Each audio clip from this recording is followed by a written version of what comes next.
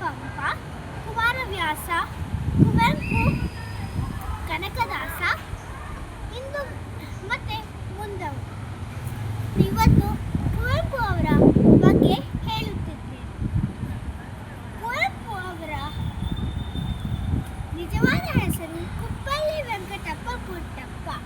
ಅವರ ಜನನ ಡಿಸೆಂಬರ್ 29, 1904.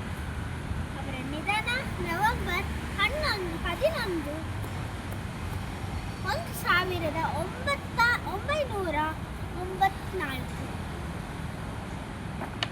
ಅವರ ಸ್ಥಳ ಕುಪ್ಪಳ್ಳಿ, ಅದು ಶಿವಮೊಗ್ಗದಲ್ಲಿದೆ, ಕರ್ನಾಟಕ.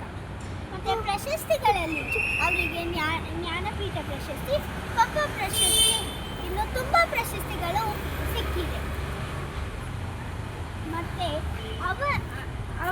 ಅವರ ರಾಜ್ಯಗೀತೆ ಜಯ ಭಾರತ ಜನನಿಯ ತನುಜಾತೆ, ನಮ್ಮ ರಾಷ್ಟ್ರಗೀತೆ ಅವರೇ ಬರ್ತಿದ್ರು.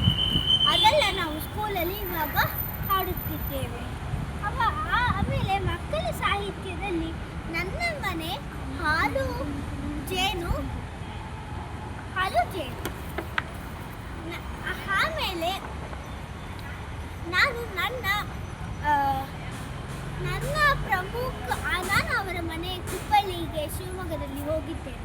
ಅಲ್ಲಿ ತುಂಬ ಪುಸ್ತಕಗಳಿತ್ತು. ಅದೇ ನನಗೊಂದು ಪುಸ್ತಕ ಇಷ್ಟ ಆಯಿತು. ಅದೇ ಅವರ ಜೀವನದ ಬಗ್ಗೆ ಹೇಳುತ್ತೆ. ಅದರಲ್ಲಿ ಒಂದು ಕತೆ ಏನಂದರೆ, ಒಂದು ದಿನ ಕುವೆಂಪು ಮನೆಯಲ್ಲಿ ಓದುತ್ತಿರುವಾಗ ಒಂದು ಕಳ್ಳ ಮನೆಯೊಳಗೆ ಬಂದನು. ಆವಾಗ ಅವನು ವಸ್ತುಗಳನ್ನು ತಗೊಂಡು ಹೋದನು. ಆದರೆ ಕುವೆಂಪು ಎಷ್ಟು ಪ್ರೀತಿ ಮತ್ತು ಗಮನದಿಂದ ಓದುತ್ತಿದ್ದರೋ ಅವರಿಗೇನು ಗೊತ್ತೇ ಇರಲಿಲ್ಲ. ಸೊ ಇದರಿಂದ ನಮಗೆ ಏನು ಗೊತ್ತಂದರೆ,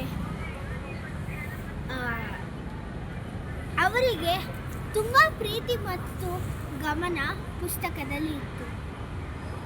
ಇಲ್ಲಿ ಹೇಳುತ್ತೇನೆ.